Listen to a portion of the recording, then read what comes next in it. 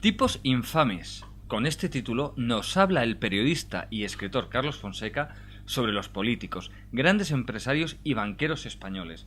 En esta obra sostiene que esos grupos se están forrando con la crisis económica que desde hace años golpea a nuestro país. Sobre esta obra y su contenido vamos a hablar con el autor en Periodista Digital. Carlos Fonseca, bienvenido y muchas gracias. ¿Qué tal? Muchas gracias a vosotros. Bueno, Carlos, en tu libro, en la primera parte, vas directamente al tema de los sueldos, de los contratos laborales. Eres muy crítico con las diferentes políticas laborales en materia de empleo que se han ido tomando en los últimos años. ¿Qué habría que hacer, según tú? Bueno, y me haces una pregunta, si yo tuviera la varita mágica sería o presidente o... No, yo lo que creo, o lo que cuento en el libro, lo que en mi opinión no se debería de haber hecho. Desde luego ha habido unas reformas laborales que han precarizado muchísimo el mercado de trabajo, es decir, los despidos objetivos han pasado pues a 20 días, los improcedentes que estaban en 45 se han quedado en 33, está el descuelgue de los convenios en el caso de que las empresas vayan mal o tengan previsión de ir mal. Se subió el IRPF, se dijo que era durante un año y no se ha bajado. Es decir, ha habido una serie de recortes que prácticamente han acabado con el estatuto de los trabajadores y vamos, de hecho yo creo que, aunque no se diga, pero en este momento el despido es libre y, si no gratuito, muy barato, muy barato. Entonces, ¿cómo incentivamos que una pequeña empresa, que quizás sea la que más difícil lo tiene ahora de contratar, una persona que tiene un taller de lo que sea, de coches o arregla ordenadores, da igual, que está él solo, quiere contratar a una persona y realmente contratar a una persona, pues sí puede resultar muy caro y muy difícil? ¿Qué hacemos para que se anime a contratar? Ya, pero lo que no puede ser tampoco es, como necesitamos que se cree empleo, lo vamos a crear por la vía del empleo de mala calidad. Es lo que ha dicho, bueno, lo que dicen todos los empresarios, ¿no? Lo que dijo Díaz Ferrán, que había que trabajar más y cobrar menos, y luego nos ha dado un buen ejemplo, o lo que dice Rosell, ¿no? Que está apostando por los mini-job, por trabajos de 400 euros, por trabajo por horas, por meses. Bueno, yo a eso no lo llamo empleo. Francamente, creo que no se puede. Lo primero, porque no es un trabajo digno. Para que sea digno, entre otras cosas, debe de estar remunerado de tal manera que el trabajador, ¿no?, pues pueda llevar eso, una vida digna. No estamos pidiendo otra cosa. Entonces, esta retahíla de los empresarios de que es que el despido es muy caro, es que contratar es muy caro, pues no es tanto así. Es decir, yo pongo algunos ejemplos, ¿no? Y cuando hablan del despido caro o de lo caro que resulta la contratación, pues yo recojo los datos del año pasado y del anterior, pero es que el 92% de los contratos que se han suscrito en este país en 2012 y en 2013 son contratos temporales. De esos con 92% de contratos temporales, un 45%, casi la mitad, tienen una duración máxima de un mes. Es decir, si todavía queremos reducir más la calidad del trabajo, pues es que no puede llamarse trabajo. Indemnizaciones, pues aparte de lo que hemos hablado de las reformas laborales que han abaratado, pues hombre, un trabajador que le hagan un contrato temporal de un mes, de 6 meses, si son contratos de formación, becarios y tal, esos no tienen indemnización. Pero es que, aunque la tuvieran, un trabajador con los salarios que hay hoy en día, si trabaja un año, pues es que ¿qué le corresponde? Pues es que le corresponde una miseria. Luego es mentira que el despido en este país sea caro y que como consecuencia de ello, pues es que los empresarios no pueden contratar. Obviamente no es lo mismo un gran empresario, una gran empresa, una multinacional, que efectivamente que las pequeñas empresas que tienen 2 o 3 trabajadores. Pero yo me resisto a que Es decir, el crecimiento económico, como dicen, tenga que venir por la vía de la devaluación del trabajo. Y bueno, repartamos un poco los sacrificios, porque es que hasta el momento los sacrificios los están haciendo los mismos. Pero claro, tú hablas de los empresarios como algo unificado y no es lo mismo efectivamente un Díaz Ferrán, con todo lo que sabemos de él, que el señor pues que tiene una empresa con 2 o 3 personas, efectivamente, o en fin, o quien se lanza una aventura y monta un pequeño periódico. Bueno, tú eres colaborador del diario.es, por ejemplo, eso es una empresa y hay unos empresarios detrás, y no creo que consideres que son Díaz Ferrán. No, ni mucho menos. Pero yo te devuelvo la pregunta, ¿y con eso qué me quieres decir? ¿Que los trabajadores tienen que aceptar cobrar por 2 duros porque no hay otra opción? Es que eso es lo que están diciendo los empresarios. Y bueno, obviamente, si a alguien le ponen una pistola en el pecho y le dicen, mire usted, si quiere usted trabajar, 400 euros. Y si no, no hay trabajo. Pues lo normal es que la gente diga, pues hombre, esto es una miseria, pero algo de dinero necesito para llevar a mi casa.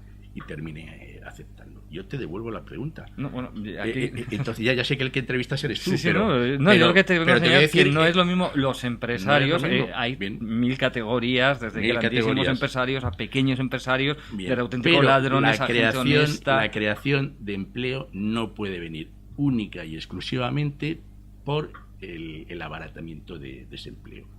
Porque estamos viendo que con las reformas laborales que ha habido, primero las del PSOE y luego las del PP, no se ha generado empleo. No se ha generado empleo. Y el empleo que se ha generado, que ha sido escaso, es de mala calidad. Es que aquí hemos lanzado las campanas al vuelo porque pues un trimestre los datos del paro dicen que se han dado de alta pues de 12.000, 13.000 personas. Vemos que ha habido altas en la seguridad social. Es que en un país donde hay 6 millones de parados, hablar de esas cifras es que es ridículo. A mí me daría vergüenza presentar eso como si fuera un éxito. Es decir, las reformas laborales, todos los recortes que han hecho, las rebajas salariales, etcétera, etcétera, no han servido para crear empleo. Luego, pues oye, otras cosas habrá que hacer, ¿no? Pero desde luego el timo que nos están pagando, con que resulta que somos los trabajadores los que tenemos que pagar la crisis, pues mira, yo lo siento, pero no. No habría, por ejemplo, que bajar, tú lo has dicho, nos subieron el IRPF, eso es encarecer el empleo vía impuestos, porque para que una persona cobre lo mismo, su salario tiene que ser mayor. Están encareciendo. Sí, pero ¿sabes lo que pasa? No, ¿sabes lo que pasa? Que el problema es que suben el IRPF, pero el salario no sube. No, claro, con lo cual, el neto, es decir, lo que yo me llevo a mi casa es menos. Claro, es lo que te iba a decir. Si tú estás trabajando, te ocurre eso. Pero si no es coste para el empresario, es coste para el trabajador. Sí, pero si quieres ofrecerle el neto que lleve a un nuevo trabajador que igual al anterior, efectivamente vas a tener que pagar más. Es un truco que al final se está castigando de un modo u otro al que trabaja o al que quiere trabajar. Efectivamente, totalmente de acuerdo. Por ejemplo, unas cotizaciones a la seguridad social muy altas en muchos casos, que no solo son las que vienen reflejadas en nuestra nómina, sino la que paga la empresa también, por ejemplo, ¿no? O sea, eso habría que atajar ahí, por ejemplo, reducir esos costes, es decir, menos impuestos al trabajo, para que el trabajador pueda cobrar más, o cobrando lo mismo sea más fácil que te consiga un trabajo. Mira, no lo sé. Yo lo que pasa es que tengo, quizás que soy muy pesimista, pero hacia el mediano y gran empresario yo tengo muy poca fe, porque creo que, francamente, se mueven por el beneficio puro y duro, y un empresario es lógico y es razonable y es lícito que quiera tener dinero, ganar dinero con su actividad. Pero claro, lo que no puede ser es que todo para mí y para el resto nada. La solución pues es complicada, yo no la tengo. No digo que esto sea muy sencillo. Lo que sí afirmo desde mi punto de vista, que puede estar equivocado, pero es mi punto de vista, es que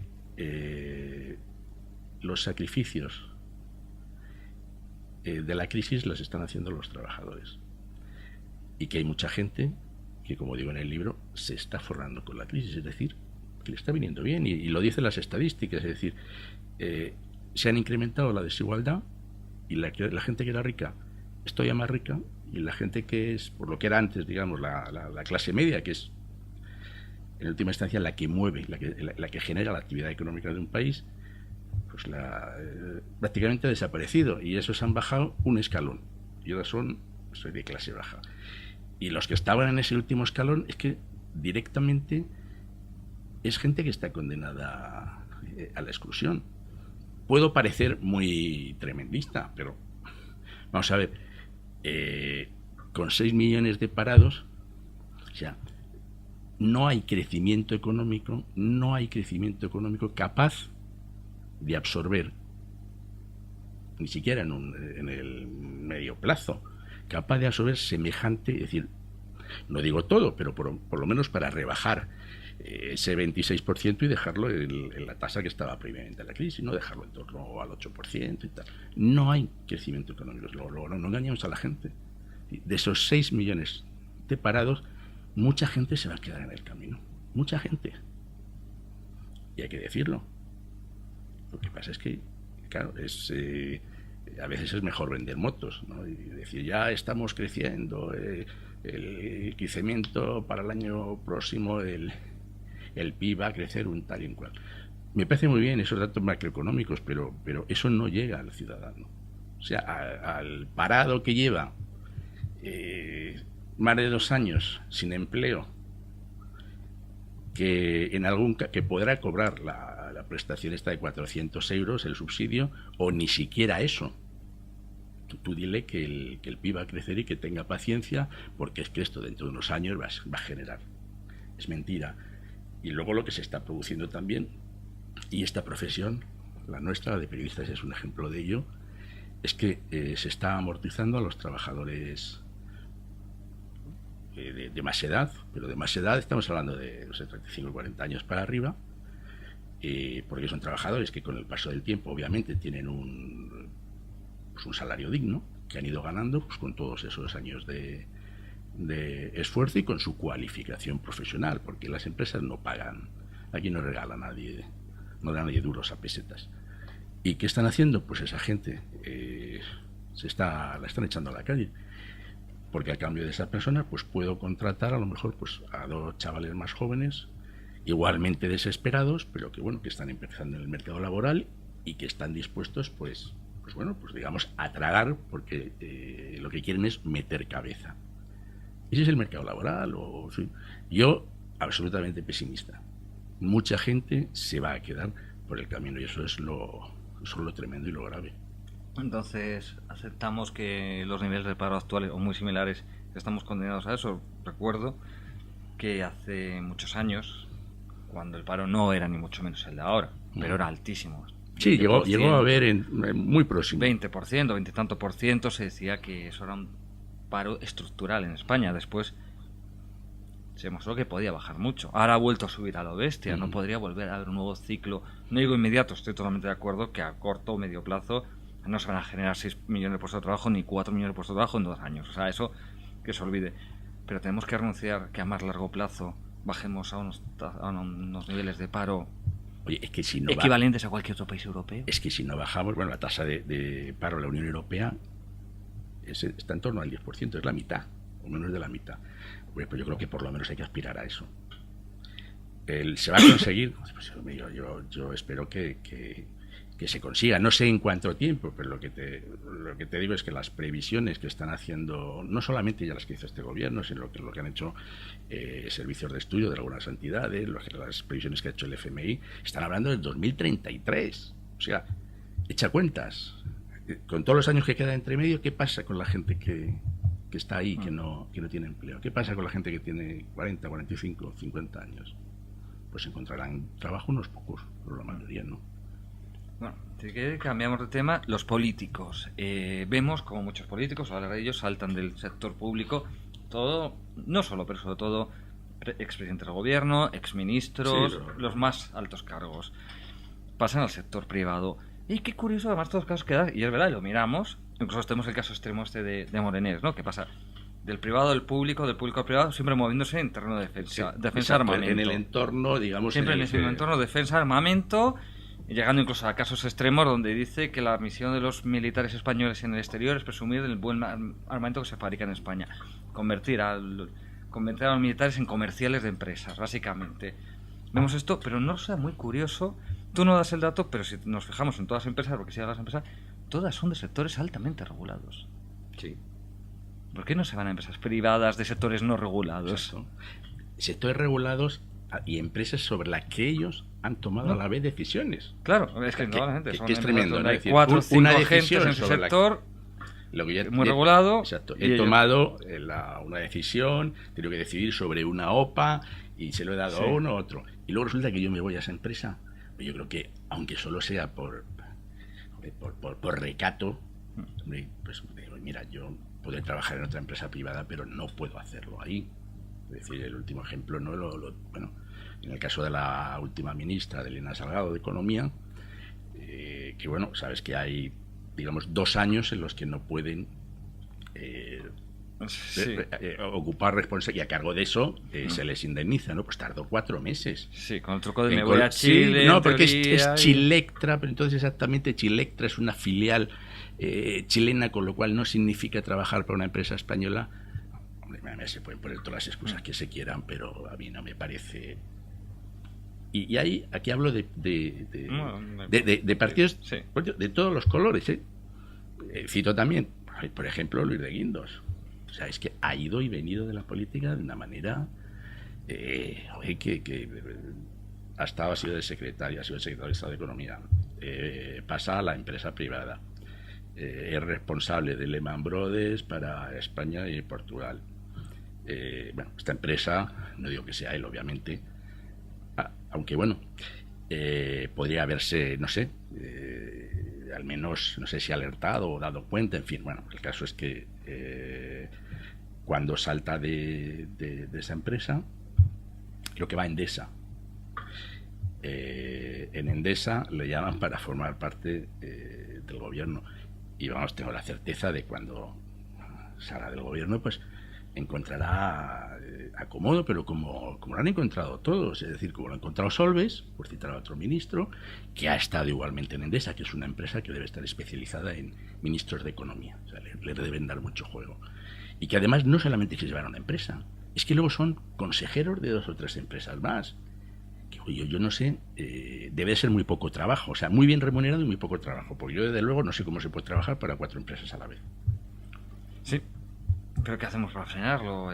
Pues hombre, yo creo que hay que... Porque, ¿te parece que sea, o sea, te parecería aceptable que se fuera a un sector privado a trabajar, siempre y cuando no fueran empresas de sectores regulados y empresas un sector libre? A un político lo que no se le puede negar es que pueda trabajar en la empresa privada, obviamente. Claro. O sea, yo dejo la administración. Lo que no me parece, no digo que no sea legal porque lo es, lo que no me parece, en fin, elegante, es esto de la puerta giratoria. Sí, es sospechoso. De que voy que vengo. Bueno, pues mire usted, o sea, no sé, tenga usted al menos lo que estábamos hablando, pero si le han establecido ustedes un plazo de 2 años, y luego no se vaya, por favor, a empresas fuertemente reguladas sobre las que usted ha tomado además decisiones. Es decir, y no nos engañemos, de estas empresas, ¿por qué se contrata a José María Aznar? ¿Por qué se contrata a Felipe González? Pues porque han sido presidentes del gobierno y tienen una agenda, y obviamente esa agenda abre puertas, da acceso a mucha gente y facilita contactos. Es decir, es que es así, se convierten en lobistas. Y bueno, ¿te resulta indignante, lo dices en el libro, que muchas empresas españolas busquen, nombres algunas están reguladas, nombres otras no reguladas, como Zara, que es un mercado libre?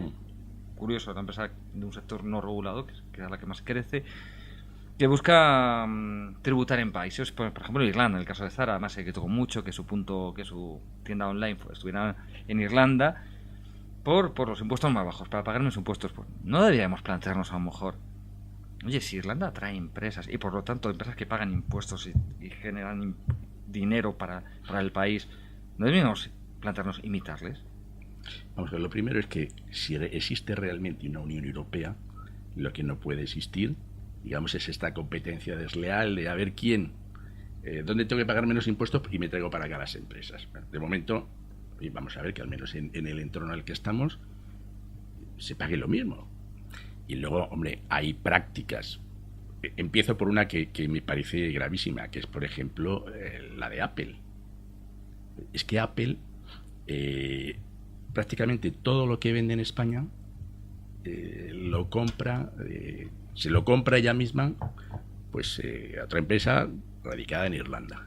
De manera que sobre ese 1% de ingresos, le quitas la luz, le quitas el agua, le quitas los empleados, y es que le debemos dinero, es que hay que devolverles en sus declaraciones a la renta una empresa que factura millones de euros. Eso es indecente. ¿Es legal? Pues será legal, pero es indecente. Es indecente. Entonces, ¿por qué no nos convertimos nosotros en Irlanda? Pues porque sería indecente también. Yo considero eso. Es decir, ya resulta de por sí indecencia. Yo creo que no vale todo. Esto de todo de regularizado, el que contra menos impuestos mejor, traemos más empresas, etc. Porque aunque se pague menos, se quiere pagar menos. Y aquí las empresas tienen un impuesto de sociedades del 30%. Pero no nos equivoquemos, no lo pagan ni de largo.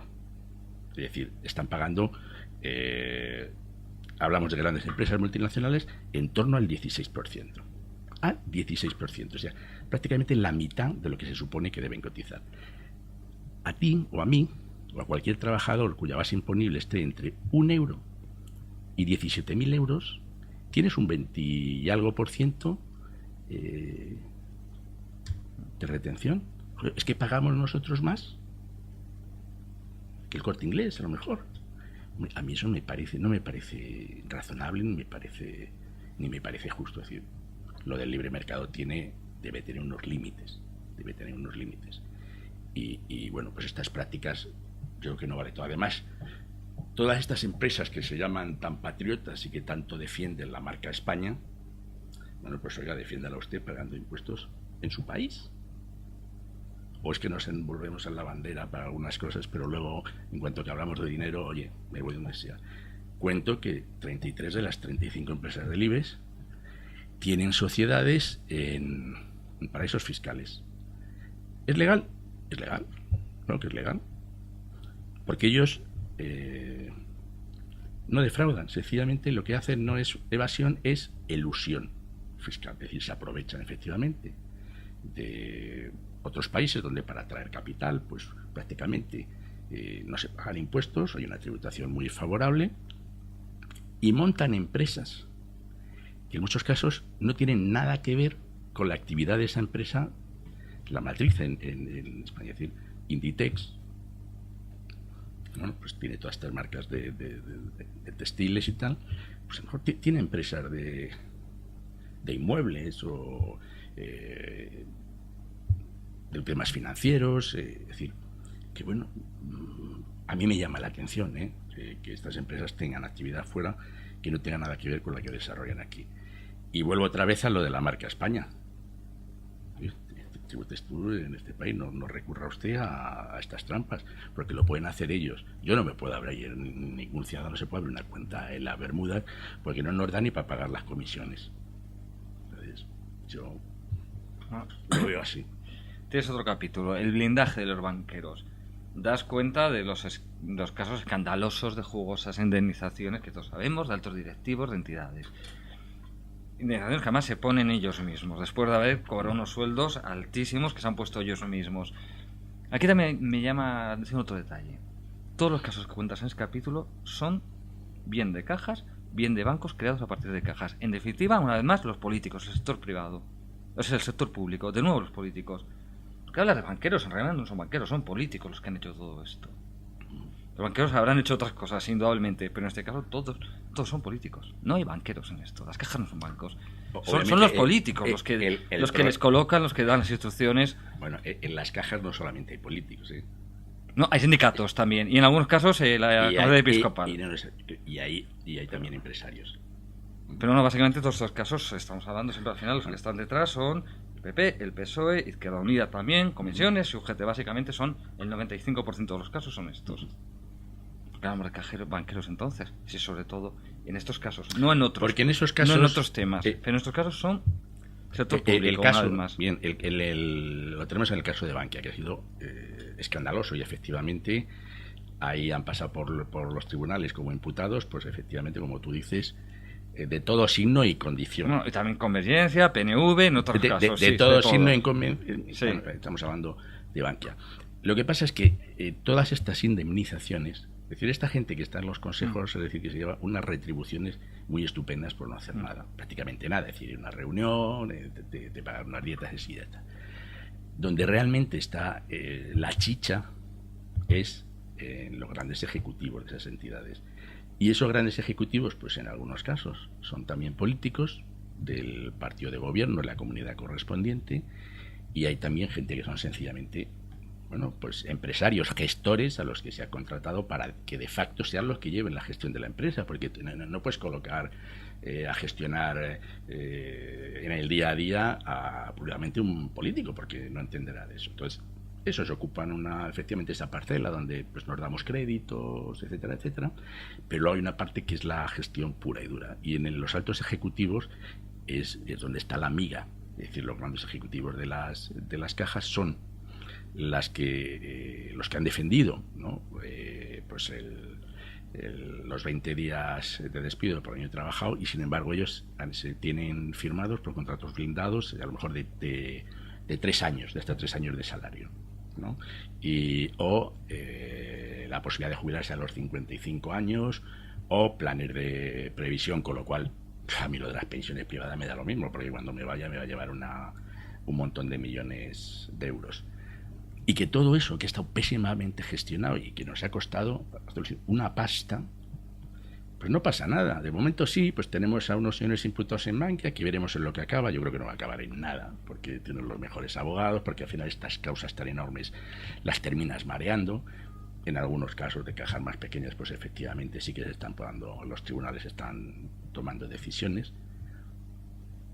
Pues otro escándalo, otros tipos infames. Te quería preguntar, en el libro citas en diversas ocasiones al profesor de políticas Juan Carlos Monedero, defensor actualmente de la represión que está ejerciendo el régimen de Venezuela frente a los manifestantes. Hablamos de decenas de asesinatos ya, de gente asesinada por las fuerzas de seguridad, y del régimen castrista. ¿Son el chavismo y el castrismo referentes como un modelo a seguir? Vamos a ver lo que Juan Carlos Monedero opine sobre Cuba o de Venezuela, pues es muy libre de pensarlo. Yo no le incluyo, yo incluyo varias citas sobre su libro, que es breve breve diccionario, breve guía de política para gente decente. Yo voy ahí, y lo que voy ahí es que las cosas que hice yo estoy de acuerdo. Que tú me dices que como este señor está a favor del régimen castrista, ¿eso significa que queda descalificado para opinar sobre otras cosas? Para mí no. No, yo te pregunto, él defiende estos regímenes. Como veo que le citas, yo te digo, ¿te parecen defienda modelos adecuados? No, es que no te estoy no, pero es que yo no tengo que decir quiénes son modelos de nada, ni yo soy modelo de nada. Es decir, la gente es libre de pensar lo que quiera. Desde luego, los planteamientos que él hace en ese libro sobre la situación económica, sobre los responsables, etcétera, etcétera, yo estoy de acuerdo con ellos. Estoy de acuerdo con ellos, porque en buena parte están también recogidos en tus salidas, por tus soluciones, tus posibles soluciones, porque bueno, denuncias, está muy bien que denuncies, pero tus posibles soluciones, ¿por dónde irían? Pero vamos a ver, o sea, que yo... Te pregunto. No te digo que vayas... No, pero si es un diálogo. Sí, claro. Yo, periodista, he escrito un libro. Sí. Como soy muy crítico, yo tengo que proponer soluciones. No las tengo. Vale. No las tengo, porque yo soy, como te he dicho, yo soy periodista. Observo la realidad y en este caso hay mucha información muy dispersa. Lo que hago es reunirla, la contextualizo y la interpreto. Obviamente mis interpretaciones son libres. Habrá quien esté de acuerdo, quien diga que esto es un libelo. Bueno, pues oye, estupendo. Pero yo no tengo soluciones. Lo que yo estoy diciendo es que yo no habría hecho las reformas laborales. Yo la jubilación no la habría llevado hasta los 67 años. Felipe González en su día prometió incluso bajarla a los 64. Vamos por los 67 y hay algunos que ya dicen que hay que llevarla a los 70. ¿Qué más? Pues obviamente las subidas del IVA, sobre todo en algunas cuestiones. Recuerdo tanto cuando el PP estaba en la oposición, todo el mundo se acordaba de aquella frase famosa de Mariano Rajoy, de que van a subir el IVA a las chuches, ¿no? Sí. Y pues entonces criticaba al gobierno del Y de PSOE. aquello de Ahora más, llega, más ahora empleo llega, y menos IVA. Y esas ahora cosas. llega el PSOE, el PP, y lo vuelve a subir más. Y entonces es el PSOE el que dice qué vergüenza que sube el IVA. Pues es que al final ha terminado haciendo una política económica muy parecida. Los dos con el mismo argumento. Es que no se puede hacer otra cosa. Es que nos viene dado de fuera. Oiga, pues bueno, desde luego lo que sí se puede es redistribuir de otra manera los sacrificios. Y eso no se ha hecho. Y lo que sí se puede hacer es no cargar las tintas en los trabajadores. Porque también hay que decir que, por ejemplo, el 70% de los impuestos que ingresa el Estado son rentas del trabajo, de las nóminas de los curritos, y el 30% del impuesto de sociedades. Chicos, yo creo que falla algo, ¿no? Ahí falla algo. Posiblemente que de la nómina, el que tiene nómina está atrapado, sí, y posiblemente pues que las empresas, las más grandes, pues tienen un margen que si, bueno, pues esta empresa que me da beneficios, que en esta otra que doy, pues me permiten hacer una tributación conjunta, pues tengo esta degravación. El caso es que por vía de impuestos es eso, y si nos vamos también a las declaraciones de la renta, pues encontramos también que buena parte de los pagos corresponden también a una banda salarial relativamente modesta. Los inspectores de Hacienda también dicen que el grueso, la parte más importante del fraude fiscal procede de las grandes empresas y de las grandes fortunas. Me parece que lo vuelvo a tasar el mismo, 70% de fraude fiscal y 30% pues pequeños y medianos empresarios, trabajadores autónomos, o en fin. Y al final, ¿con qué nos quedamos? No, es el fontanero que me hace la obra en mi casa, pero no me da factura y no me cobra IVA. Hombre, eso es el chocolate del loro. Porque esté bien hecho, pero es el chocolate del loro. Y oye, para terminar, en el penúltimo párrafo de tu libro recoges unas palabras del también periodista Ramón Muñoz. Sí, del libro. La cita, sí, España destino tercer mundo. Sí. Sí, le tuvimos aquí también, lo estoy interesando yo también.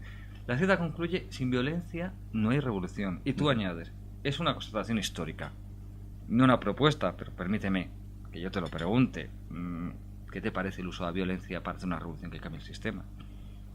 Que ya que constatas una realidad histórica. Constato una realidad. No apoyo la violencia, obviamente. Entonces, el último recurso, vamos, no el último recurso, es un recurso que no me parece que haya que recurrir. Pero bueno, a María Antonieta la cortaron, la guillotinaron. Pues es una constatación. No digo yo que vayamos a sacar la guillotina a la Puerta del Sol y no vayamos a poner a guillotinar. Pero hay poquísimas revoluciones. La portuguesa, o puede haber alguna más, es una constatación que ha sido violenta. ¿Qué se puede hacer para cambiar esto? Tampoco lo sé. Es que si yo tuviera respuestas, probablemente no me haría las preguntas que me hago en el libro. Pero desde luego lo que tengo claro es que algo hay que hacer, y que todos estos movimientos que han ido surgiendo, pues el 15M, Democracia Real Ya, estas mareas, que si la blanca, la negra, la tal, pues a mí me parecen expresiones muy legítimas del cabreo de los ciudadanos. Eso no está estructurado de ninguna manera, pero sí que es un reflejo del malestar. Y lo que me parece por parte de los políticos, y en este caso del gobierno, muy poco serio, es decir, que estas personas que salen a la calle, que están manifestando y tal, son poco menos que antisistema. Y yo soy antisistema, porque yo estuve en las concentraciones del 15M, he estado en la última manifestación, y en esas manifestaciones yo he visto a abuelos, a padres con niños pequeños, y yo no he visto ahí ningún antisistema. Que luego hay algunos, pues a la vista, a los hechos pero no, por la actuación de unos pocos se puede descalificar. Algunos, o que además lo que terminamos haciendo, y la culpa en parte la tenemos los medios de comunicación, es situando el foco en lo más negativo, los hechos de violencia. Y nos olvidamos de que, por ejemplo, hablo de la última manifestación, pues yo considero que fue un éxito. Hay que hablar de los hechos violentos, por supuesto, pero tampoco, si con esto lo que estamos haciendo es pretendiendo ocultar lo otro, pues me parece mal. Sí que hago una cita al principio del libro, Dos citas del mismo autor, de Andrés Newman, y del mismo libro, El equilibrista. Al principio digo que conformarse es irreversible, y es cierto. Si nos conformamos, esto se va a quedar tal como está, o peor. Y al final digo, ¿por qué no pasa nada? O sea, si tal y como está la gente, ¿por qué no pasa nada? Y entonces yo llego a la convicción, a la intuición de que no pasa nada, en parte, al menos en una parte, es achacable al miedo. Tenemos miedo a perder el trabajo, tenemos miedo al futuro de nuestros hijos, tenemos miedo, porque nos encontramos en una situación donde no nos habíamos encontrado los últimos 40 años.